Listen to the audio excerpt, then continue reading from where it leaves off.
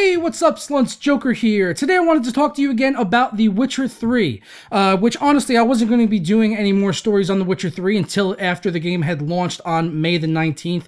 But then yesterday, in the aftermath of the downgraded graphics video that I did 2 days ago, there was a lot of people sending me links to this story on whatifgaming.com that basically had laid out the reasons why so many of the graphical elements had either been downgraded or completely removed, and they were citing a third-party source as an unnamed source from CD Projekt Red. And the source of this news was Usman Itsam at whatifgaming.com.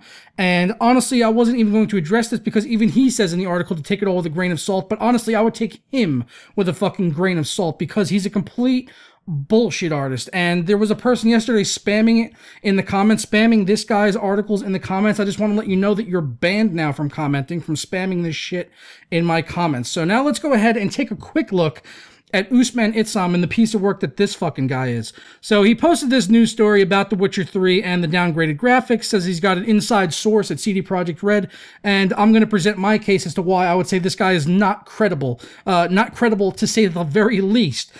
So before this, on whatifgaming.com, he was reviewing movies: 50 Shades of Grey, the SpongeBob movie, Paddington, American Sniper. This guy is pounding away at movie reviews on whatifgaming.com. But if you go through the navigation tab, he does have gaming sections. He has a PC gaming section where we've got the news story from The Witcher 3, obviously, sitting front and center, which has probably done very well for him on his ads.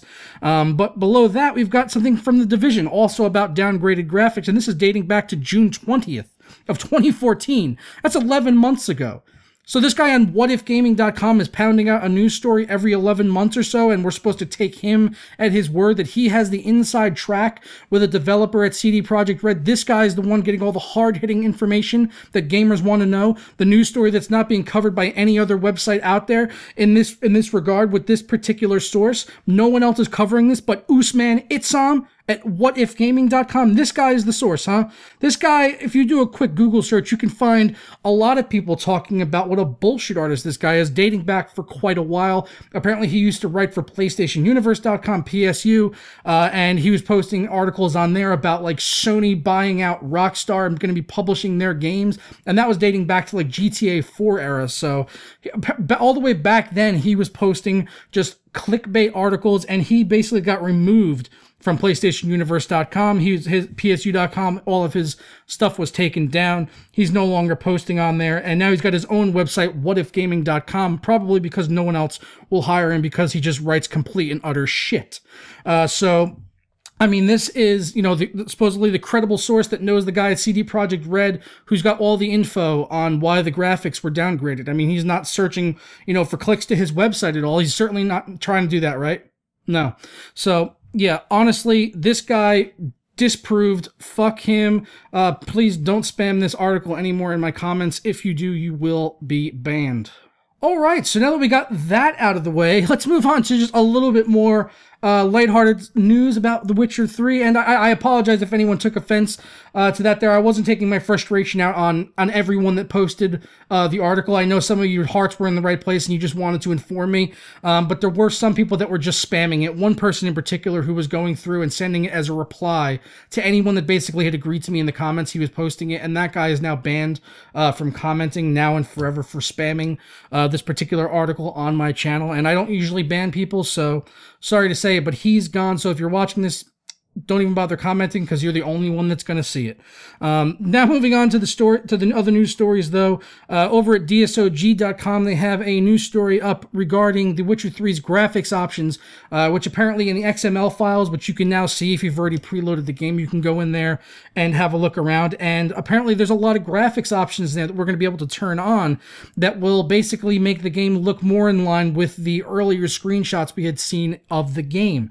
And they're referring to it as the Uber graphics options. So these options, for all we know, might actually be in the game menus, but You know, we haven't seen the final product yet. We've seen some videos of the final product, but we haven't actually seen, you know, the final product in hand on May the 19th with the day one patch and everything, and I'm going to touch on that next after we talk about this. But this kind of thing is going to be able to turn on increased, you know, terrain, textures, LOD options, so going to be able to make the game look a lot nicer. And, you know, that's just the great thing about gaming on PC, because even if some of these options aren't on in the game by default, it looks like we're going to be able to go into the config and turn them on with relative ease, and you can be sure modders will be hammering at this game right away out of the gate and trying to make it look even better beyond that. So, you know, this doesn't worry me at all. I'm not bothered about having to go into a config and turn on a couple of options. It's not like I haven't done it before. And if, you know, and if it garners needing a guide, or if anyone's having trouble doing it once the game does come out, I'd be happy to put out a guide for people and show them how to do it. Moving on from that, we do have some details on the day one patch that's going to be coming for The Witcher 3 on PC, like support for DLCs, which makes sense because they, you know, do have a planned 2 DLCs in the future, big DLCs like expansions, but we're going to be getting free content in the weeks following launch. I think it's for 18 weeks, if I'm not mistaken, 18 weeks of free DLC, something like that, if I'm not mistaken. It was a while that news story came out. But multiple stability issues fixed, overall performance improvements, so, and a bunch of other things. I'm not going to list everything, but I'll put links down in the description below to DSOG for all these news stories, so you can go and check them out if you want to. But it sounds like, you know, CD Projekt Red is on top of the ball. They're going to be putting out a day one fix to help, you know, address some of these issues maybe they were having in earlier code for the game. And hopefully they do continue to stay on top of it. And if there's any issues arise on day one with the game, which, you know, has pretty much just become commonplace nowadays, hopefully they're fast to patch it, kind of like with GTA 5, because Rockstar was really on top of patching that game. They patched some of the issues with that game really, really quick. I was actually quite impressed with how well Rockstar had handled the launch of GTA 5 in regards to patches. And hopefully CD Projekt Red is the same way. We'll see when the game comes out on May the 19th. Can't wait to play it. Hope it's as good as I'm hoping it will be. So stick with me, and I'll be streaming the game on the night of the 18th. I'm going to be doing a performance review on the 19th, so, you know, keep your eyes out for that. Who knows how many videos I'm going to do. You know, if there's a benchmark, I'll probably post a video of that. I don't know yet. I haven't gotten hands-on with the game yet. So keep an eye out around the 18th, 19th, as you'll be seeing videos going up from me regarding The Witcher 3 and actual gameplay and performance of the title on my system. But that's going to wrap it up for the news today on The Witcher 3. I hope you guys did like this video. If you did, please stick a thumb up on it below, because it helps me out a ton. Comment down below and, you know, tell me your thoughts on all of this.